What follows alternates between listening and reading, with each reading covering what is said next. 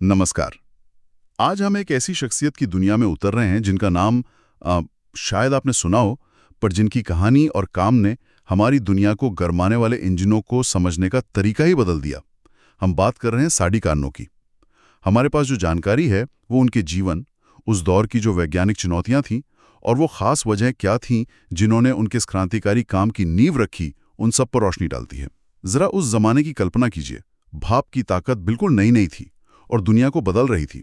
खदानों से पानी बाहर खींचा जा रहा था, बंदरगाह बन रहे थे, नदियों को गहरा किया जा रहा था, लोहा गलाया जा रहा था। मतलब अनाज पीसना, कपड़े बुनना, सब कुछ भाप के दम पर। सोचिए, ये एक तरह की औद्योगिक क्रांति की धड़कन थी उस वक्त। लेकिन एक बड़ी दिक्कत थी। ये जो शुरुआती भाप इंजन थे, जितने काम के लगते थे उतने ही नाकारा भी थे।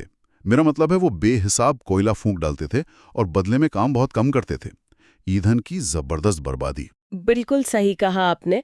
और आज हमारी इस बातचीत का मकसद यही समझना है कि ये सादी कारनू आखिर थे कौन, उनके जीवन पर किन चीज़ों का गहरा असर पड़ा और वो कौन सी खास वैज्ञानिक पहेली थी जिसने उन्हें इतना सोचने पर मजबूर कर दिया, खासकर तब जब ब्रिटेन के इंजीनियर वो कमाल के इंजन बना रहे थे।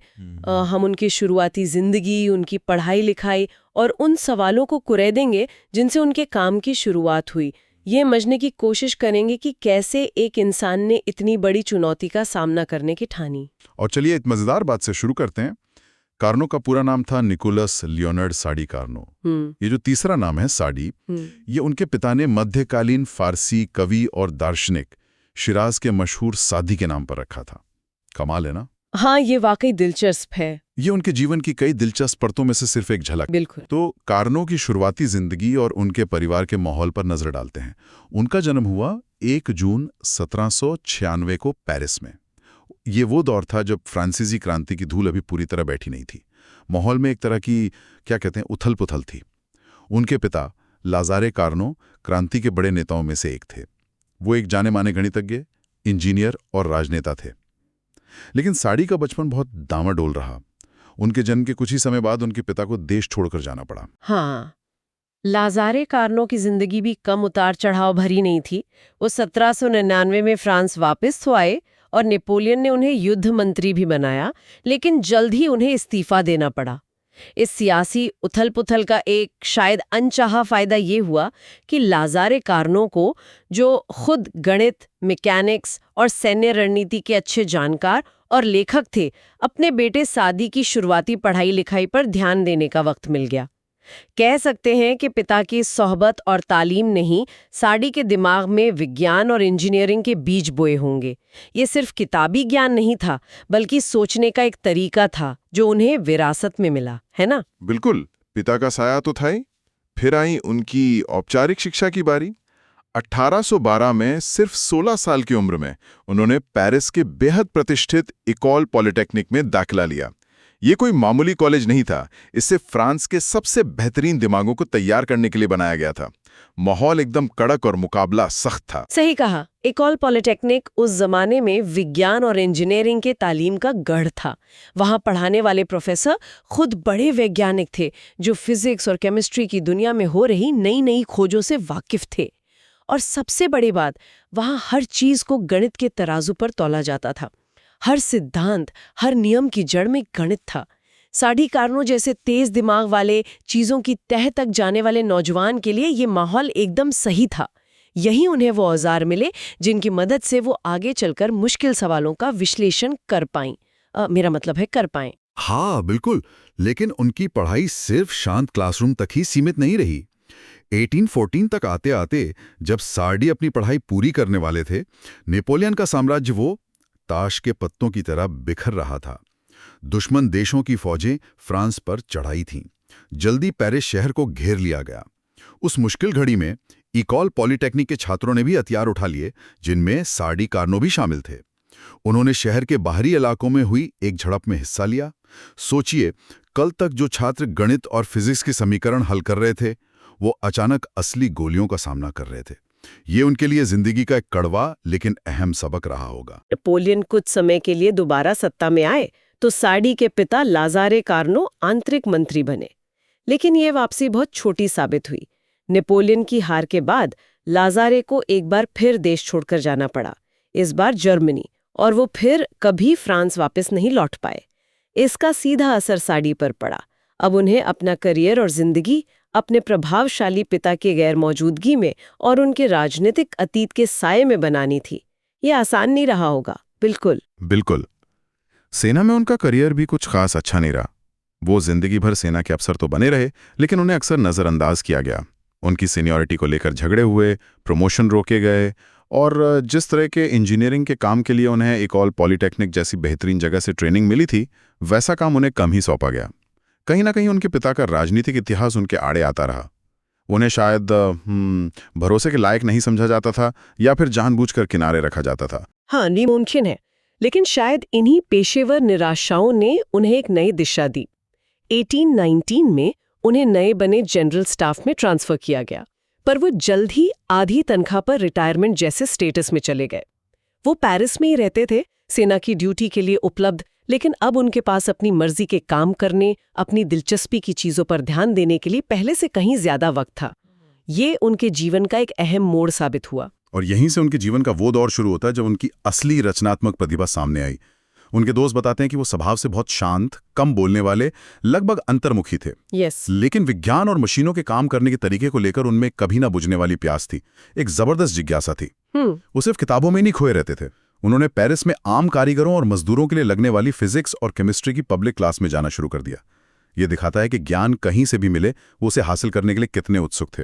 और इसी दौरान एक और शख्स का उन पर गहरा असर पड़ा, निकोलस क्लेमेंट डेसॉर्मिस। ये उस वक्त के जाने माने फिजिसिस्ट तो थे ही, साथ ही एक कामयाब उद्योगपति भी थे। यानी उन्हें विज्ञान के साथ साथ असली दुनिया की फैक्ट्रियों और मशीनों की भी समझ थी। कार्नो ने क्लेमेंट के साथ घंटों लंबी बातचीत की। क्लेमेंट के विचारों ने उन्हें सोचने के लिए नई खुराक दी, और कार्नो ने अपनी गहरी समझ और चीज़ों को सरल करके देखने की काबिलियत से क्लेमेंट के सिद्धांतों को और साफ और बेहतर बनाया। ये दिखाता है कि कार्नो सिर्फ सीख नहीं रहे थे, बल्कि वो मौजूदा ज्ञान को चुनौती देकर उसे और बेहतर बनाने की कोशिश भी कर रहे थे। हाँ, और एक उद्योगपति से बात करना शायद इसलिए भी अहम था क्योंकि वो सैद्धांतिक ज्ञान को जमीनी हकीकत से जोड़ना चाहते थे, है ना? बिल्कुल। तो इन सारे अनुभवों, पढ़ाई, पारिवारिक माहौल और चर्चाओं के बीच वो कौन सी एक बड़ी समस्या थी जिसने कार्नो का ध्यान अपनी तरफ खींचा? जो जानकारी हमारे पास है वो साफ इशारा करती है, अच्छे यानी ज्यादा कारगर भाप इंजन कैसे बनाए जाएं। ये सिर्फ कोई अकादमिक दिमागी कसरत नहीं थी, ये उस जमाने की सबसे बड़ी प्रैक्टिकल चुनौतियों में से एक थी। बिल्कुल, जैसा हमने शुरू में बात की, भाप इंजन हर तरफ इस्तेमाल हो रहे थे। खदानों से पानी निकालने से लेकर कपड़ा मिलों तक वो औद्योगिक क्रांति की जान थे। लेकिन दिक्कत ये थी कि वो बहुत ज्यादा ईंधन खाते थे। सोचिए, जैसे किसी गाड़ी का माइलेज बहुत खराब हो, आप पेट्रोल भरवाते जाएं और गाड़ी चले बहुत कम। भाप इंजनों के साथ भी यही हो रहा था। वो बेशकीमती कोयला जलाते थे, ढेर सारी गर्मी पैदा करते थे, लेकिन उस गर्मी का बहुत छोटा सा हिस्सा ही असली काम यानी मशीन को चलाने में लग पाता था। बाकी सब बेकार चला जाता था। ये एक बहुत बड़ी आर्थिक और तकनीकी समस्या थी। और इस समस्या की गंभीरता कारणों के लिए तब और बढ़ गई जब उन्होंने ब्रिटेन में बने इंजनों को देखा। ब्रिटेन के साथ लड़ाई खत्म होने के बाद जब वहां बने बेहतर भाप इंजन फ्रांस आने लगे, तो कार्नो और बाकी फ्रांसीसी इंजीनियरों को आईना दिख गया। उन्हें साफ समझ आ गया कि उनके अपने देश के डिज़ाइन कितने पीछे हैं। ये सिर्फ तकनीक का मामला नहीं था, शायद इसमें थोड़ी राष्ट्रीय शर्मिंदगी भी शामिल थी। फ्रांस जो विज्ञान और गणित में इतना आगे था, वो इंजीनियरिंग में ब्रिटेन से पिछड़ रहा था। हाँ, और जानकारी ये भी बताती है कि एक बात उन्हें खास तौर पर बहुत चौंकाती थी, शायद थोड़ी परेशान भी करती थी। वो ये कि ब्रिटेन ने इतनी तरक्की कैसे कर ली जबकि उनके कई बेहतरीन इंजीनियरों के पास फ्रांस के इंजीनियरों जैसी गहरी वैज्ञानिक या गणितीय तालीम नहीं थी। ये एक अजीब सी पहेली थी। एक तरफ फ्रांस के इकॉल पॉलीटेक्निक जैसे संस्थान थे जो विज्ञान की गहरी समझ दे रहे थे, दूसरी तरफ ब्रिटेन के प्रैक्टिकल इंजीनियर थे जिन्होंने अनुभव, जुगाड़ और लगातार कोशिशों से बेहतर नतीजे हासिल कर लिए थे। हाँ, ये किताबी ज्ञान बनाम जमीनी हुनर का एक क्लासिक मामला बन गया था एक तरह से। बिल्कुल। इतना ही नहीं, ब्रिटिश इंजीनियर सिर्फ अच्छे इंजन बना ही नहीं रहे थे, वो उनके काम करने के तरीके का पूरा हिसाब किताब भी रख रहे थे। उन्होंने अलग अलग तरह के इंजनों को असली कामकाज के माहौल में चलाकर उनकी कुशलता मतलब एफिशिएंसी के बारे में भरोसेमंद आंकड़े जमा किए थे और उन्हें छापा भी था। ये खुली जानकारी थी। और वो इन डिजाइन पर खुलकर बहस भी करते थे। कम दबाव वाले इंजन बेहतर हैं या ज्यादा दबाव वाले, एक सिलेंडर वाला इंजन ज्यादा फायदेमंद है या कई सिलेंडर वाला। इन सब मुद्दों पर जोरदार बहसें चलती थीं, जिनमें आंकड़ों और तजुर्बों का हवाला दिया जाता था। सोचिए, एक कार्नो जैसे इंसान के लिए जो किसी समस्या की जड़ तक जाना चाहता था, ये बहसें और ये आंकड़े किसी खजाने से कम नहीं रहे होंगे। उन्हें दिख रहा था कि ब्रिटेन में क्या काम कर रहा है, लेकिन शायद कोई ये ठीक से नहीं समझा पा रहा था कि क्यों काम कर रहा है। और यहीं पर सबसे दिलचस्प बात सामने आती है ना? हाँ, हमें ये समझना होगा कि कैसे ये दो चीजें जुड़ी। एक तरफ ब्रिटेन की प्रैक्टिकल इंजीनियरिंग की कामयाबी और दूसरी तरफ सैद्धांतिक समझ की वो प्यास जो कार्नो को महसूस हो रही थी। कार्नो का मकसद सिर्फ एक और थोड़ा बेहतर इंजन बनाना नहीं था। वो तो ये समझना चाहते थे कि गर्मी को काम में बदलने का पूरा खेल कैसे चलता है, इसके पीछे के बुनियादी अटल नियम क्या हैं। वो एक ऐसा सिद्धांत खोजना चाहते थे जो हर तरह के हीट इंजन पर लागू हो, चाहे वो भाप से चले या किसी और चीज से। वो क्यों का जवाब ढूंढ रहे थे, सिर्फ कैसे का नहीं। तो हमने देखा कि कैसे साड़ी कार्नो का जीवन और काम कई धागों से बुना गया था। राजनीतिक उथल-पुथल का माहौल, एक असाधारण वैज्ञानिक शिक्षा, सेना में मिली निराशाएं और चीजों की तह तक जाने की गहरी लगन। उनके पिता का असर, इकॉल पॉलिटेक्निक की सख्त ट्रेनिंग, क्लेमेंट डेसोर्मेस जैसे लोगों से हुई बातचीत, इन सब ने उन्हें तैयार किया। लेकिन आखिर में जो चीज उनके महान काम की असली वजह बनी, वो थी भाप इंजनों की असल दुनिया की समस्या, उनकी नाकामी और खास तौर पर ब्रिटेन की तरक्की के सामने फ्रांस का पिछड़ापन। बिल्कुल, ये सोचना वाकई दिलचस्प है कि कैसे फैक्ट्री फ्लोर की जरूरतें और देशों के बीच की औद्योगिक होड़ ने विज्ञान की दुनिया में इतने गहरे सवालों को जन्म दिया। कानों ने उस खाई को पहचाना जो अक्सर तजुर्बे से मिली कामयाबी, यानी बस कोशिश करते करते कुछ बना लेना, और उस कामयाबी के पीछे के असली विज्ञान को समझने के बीच होती है। ब्रिटिश इंजीनियरों ने असरदार इंजन तो बना लिए थे, लेकिन वो पूरी तरह ये नहीं समझ पा रहे थे कि क्यों कुछ डिजाइन दूसरों से बेहतर काम करते हैं। कार्नो ने इसी क्यों का झंडा उठाया। और ये हमें आज के बारे में सोचने पे मजबूर करता है ना? क्या आज भी नई चीजें बनाने, इनोवेशन और उसके पीछे के गहरे विज्ञान थ्योरी के बीच ऐसा ही कोई तनाव या फासला मौजूद है? आज कौन से ऐसे मैदान हैं जहां जमीनी तजुर्बा और हुनर किताबी ज्ञान पर भारी पड़ते हैं? और कब ऐसा होता है कि असली बड़ी छलांग लगाने के लिए हमें चीजों की गहरी वैज्ञानिक समझ की जरूरत पड़ती ही है? ये एक ऐसा सवाल है जिस पर हम सब सोच सकते हैं जब हम अपने आसपास की टेक्नोलॉजी को देखते हैं।